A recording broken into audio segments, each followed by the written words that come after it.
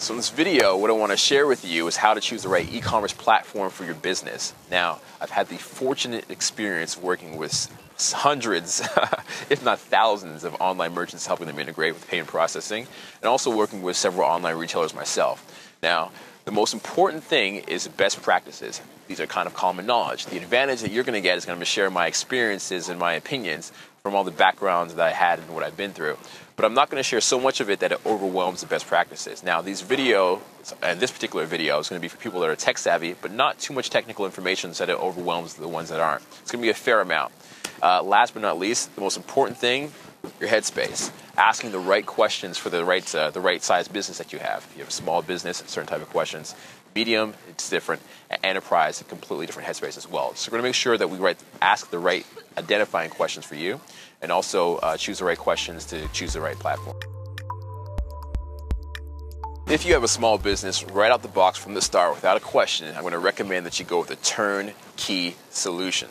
What is a turnkey solution? It's something that you pay a monthly subscription for, a subscription fee, or that you just get out of the box and you pay a one-time fee and that's it. No tweaks, no maintenance, no upgrades, just there you go, you're set, everything's taken care of for you. Now, the reason that I recommend this is because as a small business, your most important resource is human resource and time. You don't want to spend all of your time getting involved with the technical details trying to become a computer programmer or trying to set up your website. Your focus is getting customers into your business, and that's what you need to focus on. New customers, acquisition, and retention. So often I see people go out and they'll get like their cousin or they'll get some kid from college and they'll get him to program their website. And what often ends up happening is, yes, you get a nice product and it looks nice and it saves you some time and some money, but in the end, once that person moves on and it's time to migrate to the next programmer, they're left with a huge mess they're trying to clean up, and it's just really not worth it in the end. So, if you're a small business owner, go with the turnkey solution. So in this part of the video, we're going to talk a little bit about the medium-sized business. The questions you should ask yourself are particular. They're very, very different to the small business that's a startup or a large enterprise business. It's a very unique niche, and the questions are particular, so pay attention. If I had a medium-sized business, the first thing I would ask is, what is my budget? Is my budget wrapped up into PPC and all kinds of other display ads? Or is my e-commerce budget separate from that budget? It's considered unique. Is mobile part of your plan for the year? What do you want to do in terms of your growth? Can you handle all the growth internally? Do you have the staff and the human resource for it? Or do you have to outsource some of that to an agency to take care of it?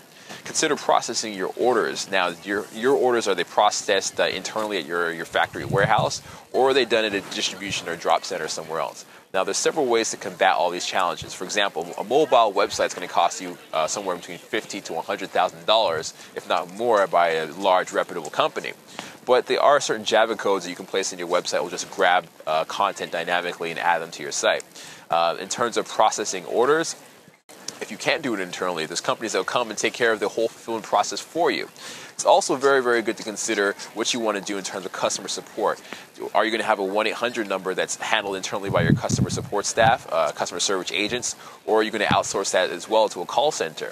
What are you going to do in terms of trust and fulfillment and customer feedback, et cetera, et cetera? All these things really, all these points help you to ask the right questions when considering what your plan is going to be.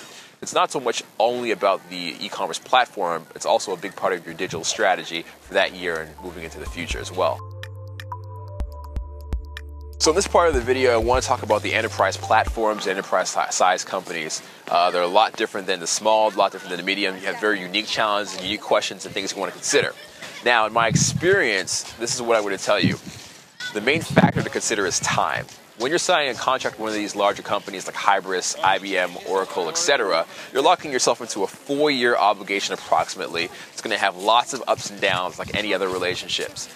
A great relationship today can be a headache tomorrow. Let me tell you something. 4 years along with a 6-figure contract is something to really consider before you start moving forward. And the thing that makes it hard to consider is the fact of how fast technology changes.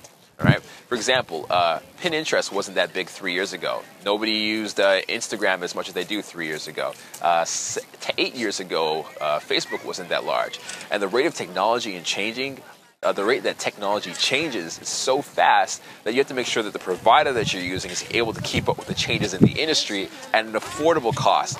Does the provider you're using also have the bandwidth to handle all the things that you need to do. Do they have the staff to support you and make changes as quickly as you need them to be made? You can't handle making an integration in 2 to 3 months when changes in technology and e-commerce are happening on a month-to-month basis. Last but not least, in my opinion, that's why I recommend sometimes using more of an open source platform like Magento, for example, because in that situation, you're able to switch the service provider. So if you're unhappy with the service you're getting from that particular provider, you can always go to somebody else but maintain your platform, and all the coding and information and processing and everything else is still the same. So that's it for now. I hope you enjoyed this video. I'm going to be doing them every Monday. Well, that's the plan at least, as I always say. Feel free to subscribe. There should be a little button that pops up here. You can also contact me on LinkedIn, and there will be additional information in the comments section below. That's it for now. Hope you enjoy.